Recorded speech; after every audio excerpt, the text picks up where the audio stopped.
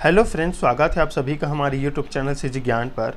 आज हम देखेंगे शिक्षण अभिरुचि से संबंधित सामान्य ज्ञान, जो कि बहुत ही इंपॉर्टेंट रहेगा आपके लिए छत्तीसगढ़ प्री बीएड और डीएड एग्ज़ाम के लिए। तो वीडियो के अंत तक बने रहिएगा। चैनल पर नए हो तो चैनल को सब्सक्राइब कीजिए, वीडियो को लाइक कीजिए और अपने दोस्तों के साथ शेयर कीजिए। तो चलिए स्टार्ट करते हैं आज का क्वेश्चन। देखिए क्वेश्चन है, निम्न में से कौन प्रोजेक्टेड एड से संबंधित नहीं है? आपको बताना है प्रोजेक्टेड एड से संबंधित नहीं है। फर्स्ट ऑप्शन है ओवरहेड प्रोजेक्टर, बी श्याम पट, एपीडिया स्कोप या स्लाइड प्रोजेक्टर। बताइए दोस्तों, आप भी खुद से आंसर लगाइएगा, कमेंट जरूर कीजिए और आंसर। और कितने स्टूडेंट का कमेंट आ रहा था कि क्या सर यही क्वेश्चन आएगा एग्ज़ाम में। तो देखिए दोस्तों, यही क्वेश्चन आ गई, हम खुद नहीं बता सकते क्योंकि जो परीक्षा होता है दूसरों की इच्छा पर है। हम सिलेबस के अकॉर्डिंग आपको पढ़ाते हैं। तो शिक्षण अभिरुचि से संबंधित जो सामान्य ज्ञान है, ऐसा क्वेश्चन पूछा जाता है, इसलिए हम ऐसे इंपॉर्टेंट क्वेश्चन को आपके लिए लाते हैं। तो यही क्वेश्चन आएगा, ये हम नहीं कह सकते, इसलिए आप सभी क्वेश्चन को पढ़िए जो आपके लिए इंपॉर्टेंट होगा। तो देखिए इसका आंसर आप बताइए, कौन प्रोजेक्टेड एड से संबंधित नहीं है? और हेड प्रोजेक्टर, श्याम पट, एपीडिया स्कोप या स्लाइड प्रोजेक्टर। तो देखिए दोस्तों, इसका राइट आंसर हो जाएगा श्याम पट। प्रोजेक्टेड एड से संबंधित नहीं है श्याम पट, आप इसे भी याद रख लीजिए। और हेड प्रोजेक्टर, स्लाइड प्रोजेक्टर और एपीडिया स्कोप ये प्रोजेक्टेड एड से संबंधित है। ये भी क्वेश्चन पूछा जा सकता है, तो याद रखिएगा और कॉपी में नोट डाउन जरूर कीजिए। देखिए नेक्स्ट क्वेश्चन है, किस परीक्षा में पक्षपात का कोई स्थान नहीं होता? आपका ऑप्शन है वैधता, व्यापकता, विश्वसनीयता या वस्तुनिष्ठता। तो किस परीक्षा में पक्षपात का कोई स्थान नहीं होता? तो वस्तुनिष्ठता। याद रखिएगा दोस्तों, वस्तुनिष्ठता जो क्वेश्चन रहता है, जैसे अभी ये पढ़ा रहा हूँ, ये वस्तुनिष्ठ क्वेश्चन है। इसमें आपको क्वेश्चन दिया गया है और इसमें 4 ऑप्शन है, इसमें से एक सही है, तो इसमें कोई पक्षपात का कोई गुंजाइश नहीं रहता। अब जो आंसर रहेगा वो सही रहेगा या गलत रहेगा। इसमें कोई किसी का ज़्यादा नंबर आएगा, किसी कम, ये इसमें नहीं होता। तो पक्षपात का कोई, यानी किस परीक्षा में पक्षपात का कोई स्थान नहीं रहता, तो वस्तुनिष्ठ वाले जो क्वेश्चन या प्रश्न होते हैं उसमें कोई भी पक्षपात नहीं होता। तो इसका राइट आंसर रहेगा वस्तुनिष्ठता। याद रखिएगा। चलिए देखते हैं अगला प्रश्न।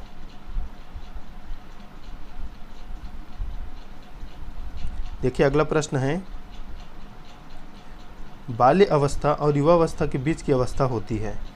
बाल्य अवस्था और युवा अवस्था के बीच की अवस्था होती है। दिया गया ऑप्शन लड़कपन, शैशव अवस्था, किशोरावस्था या ऑप्शन डी जवानी। बताइए दोस्तों, बाल्य अवस्था और युवा अवस्था के बीच की अवस्था को क्या कहा जाता है? तो इसे कहा जाता है किशोरावस्था। याद रखिएगा। देखिए 99 नंबर क्वेश्चन है, जिज्ञासा।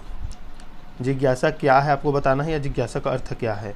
फर्स्ट दिया है जानने की इच्छा, जीने की इच्छा, आज्ञा पालन या पूर्ण ज्ञान।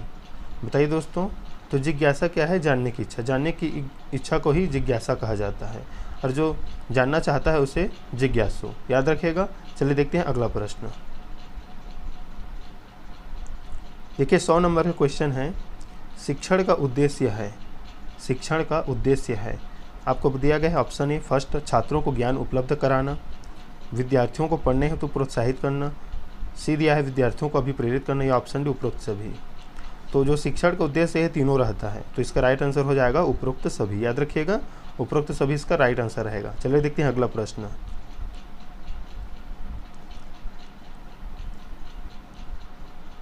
देखिए अगला प्रश्न है, कक्षा शिक्षण में रुचि जागृत करने के लिए या करने की निम्न में से कौन सी विधि है?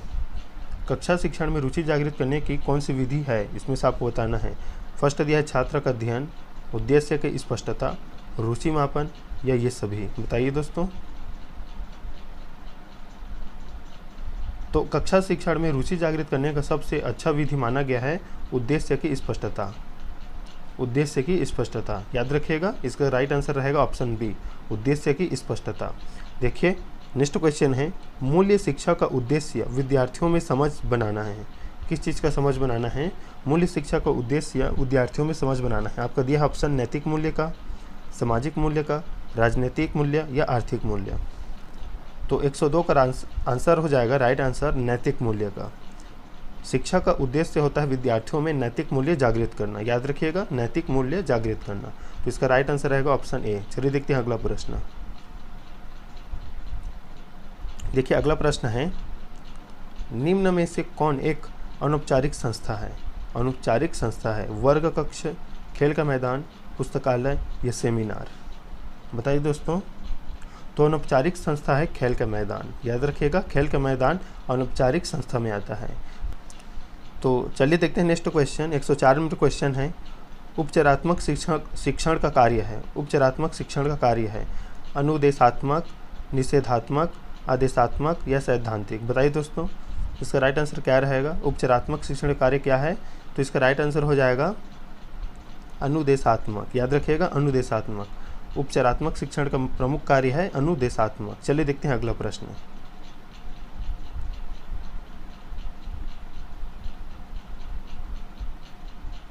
देखिए अगला प्रश्न दिया है, किसने कहा मनुष्य पूर्ण है तथा शिक्षा मनुष्य में विद्यमान पूर्णता की अभिव्यक्ति है? किसने कहा था, आपको बताना है। मनुष्य पूर्ण है तथा शिक्षा मनुष्य में विद्यमान पूर्णता की अभिव्यक्ति है। तो 105 का राइट आंसर हो जाएगा विवेकानंद। ये उक्ति कहा था, यह कथन कहा था विवेकानंद जी ने, याद रखिएगा। मनुष्य पूर्ण है तथा शिक्षा मनुष्य में विद्यमान पूर्णता की अभिव्यक्ति, ये कहा था विवेकानंद जी ने। देखिए नेक्स्ट क्वेश्चन है, निम्न में से कौन सा प्रक्षेपित उपकरण नहीं है? फोटोग्राफ, फ्लैश कार्ड, स्लाइड या पपेट? आपको बताना है। तो प्रक्षेपित जो उपकरण है वो पपेट नहीं है, याद रखिएगा। इसका राइट आंसर रहेगा ऑप्शन डी। चलिए देखते हैं अगला प्रश्न। अगला प्रश्न है, जब बच्चा फेल होता है तो तात्पर्य है। जब बच्चा फेल होता है तो तात्पर्य है। फर्स्ट, बच्चा पढ़ाई के लिए योग्य नहीं। ऑप्शन बी, बच्चे ने उत्तरों को याद नहीं किया है। ऑप्शन सी, बच्चे को ट्यूशन की आवश्यकता थी। या ऑप्शन डी, उपरोक्त में से कोई नहीं।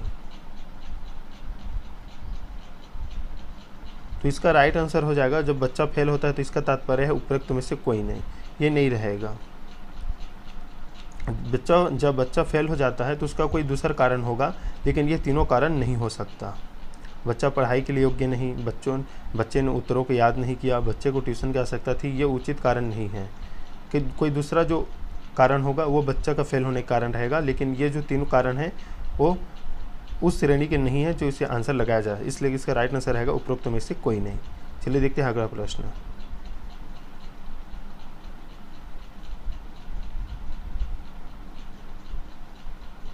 देखिए अगला प्रश्न है, वह कौन सा दर्शन शास्त्र है जो किसी अध्यापक की भूमिका का एक नियमबद्ध अनुशासनवादी के रूप में समर्थन करता है? वह कौन सा दर्शन शास्त्र है जो किसी अध्यापक की भूमिका का एक नियमबद्ध अनुशासनवादी के रूप में समर्थन करता है? आदर्शवाद, प्रकृतिवाद, यथार्थवाद या अस्तित्ववाद? बताइए दोस्तों, इसका राइट आंसर क्या रहेगा? तो इसका राइट आंसर रहेगा ऑप्शन सी, यथार्थवाद। याद रखिएगा, दर्शन शास्त्र किसी अध्यापक की भूमिका के एक नियमबद्ध अनुशासनवादी के रूप में समर्थन करता है, वो है यथार्थवाद। चलिए देखते हैं अगला प्रश्न। अगला प्रश्न है, निम्न में से शिक्षा के कौन सी स्तंभों को समाजशास्त्र से सहारा मिला है? समाजशास्त्र से सहारा मिला है, आपको बताना है। ज्ञान के लिए सीखना, होने के लिए सीखना, करने के लिए सीखना या दूसरों के साथ शांतिपूर्वक रहने के लिए सीखना? बताइए दोस्तों, इसका राइट आंसर क्या रहेगा? शिक्षा के कौन सी स्तंभ को समाजशास्त्र से सहारा मिला है? शिक्षा के कौन सी स्तंभों को समाजशास्त्र से सहारा मिला है? तो ऑप्शन डी, दूसरों के साथ शांतिपूर्वक रहने के लिए सीखना। इसका राइट आंसर ऑप्शन डी रहेगा, याद रखिएगा। चलिए देखते हैं अगला प्रश्न, जो कि बहुत ही इंपॉर्टेंट क्वेश्चन है। शिक्षा का अधिकार अधिनियम कब लागू हुआ था? बताइए दोस्तों, शिक्षा का अधिकार अधिनियम कब लागू हुआ था? 110 का क्या रहेगा आंसर? तो देखिए दोस्तों, इसका राइट आंसर हो जाएगा 1 अप्रैल 2010। याद रखिएगा, 1 अप्रैल 2010 को शिक्षा का अधिकार अधिनियम लागू किया गया था, 1 अप्रैल 2010 को। देखिए अगला प्रश्न है, शिक्षण प्रभावशीलता निर्भर करती है शिक्षक की योग्यता पर, शिक्षक का व्यक्तित्व, शिक्षक की लिखावट या शिक्षक को विषय की समझ का होना? तो शिक्षण प्रभावशीलता निर्भर करती है शिक्षक का अपने विषय पर अधिकार होना या उसमें उसका समझ होना, वो अपने विषय के बारे में पूर्णतः जानता हो। तो शिक्षण प्रभावशीलता निर्भर करती है शिक्षक को उसके विषय के समझ पर। चलिए देखते हैं अगला प्रश्न।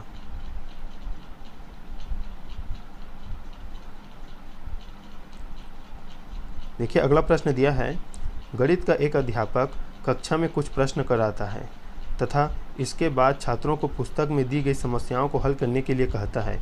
इस स्थिति में छात्र जिस नियम का पालन करता है वह है निकटता का नियम, पुनर्बलन का नियम, तत्परता या अभ्यास का नियम। बताइए दोस्तों। तो देखिए दोस्तों, इसका राइट आंसर हो जाएगा अभ्यास का नियम। अभ्यास का नियम कहलाएगा ये।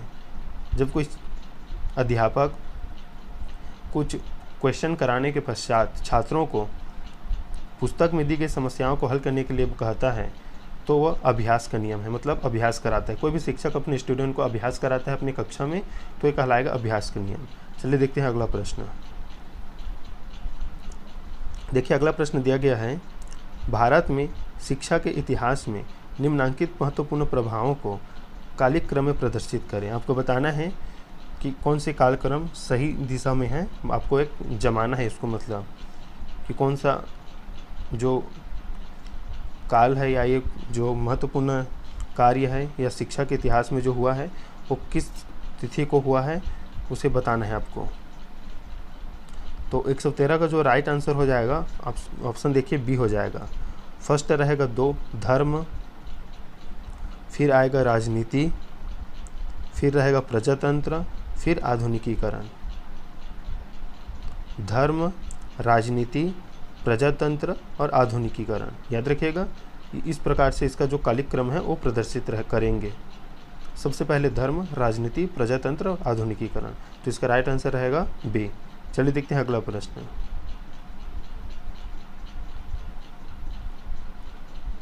देखिए अगला प्रश्न है, कक्षा में व्यक्ति भेद का ज्ञान अध्यापक की मदद करता है। कक्षा में अनुशासन बनाए रखने के लिए, विद्यार्थियों का गृह कार्य मूल्यांकन करने के लिए, अध्ययन अध्यापन कार्य की योजना बनाने के लिए या कक्षा में आवश्यक व्यवस्था करने के लिए। कक्षा में व्यक्ति भेद का ज्ञान अध्यापक की मदद करता है तो इसका राइट आंसर हो जाएगा ऑप्शन सी, अध्ययन अध्यापन कार्य की योजना बनाने के लिए। अध्ययन अध्यापन कार्य की योजना बनाने के लिए, याद रखिएगा। चलिए देखते हैं अगला प्रश्न। देखिए अगला प्रश्न है, आधुनिकीकरण प्रक्रिया है। आधुनिकीकरण प्रक्रिया है, आपको बताना है इसका राइट आंसर क्या रहेगा। ऑप्शन ए पूंजीकरण, ऑप्शन बी अनुकूलता और परिवर्तन, ऑप्शन सी संस्कृतिकरण या ऑप्शन डी स्तरीकरण। तो 115 का राइट आंसर हो जाएगा ऑप्शन बी, अनुकूलता और परिवर्तन। आधुनिकीकरण का प्रक्रिया क्या कहलाता है, अनुकूलता और परिवर्तन। चलिए देखते हैं अगला प्रश्न।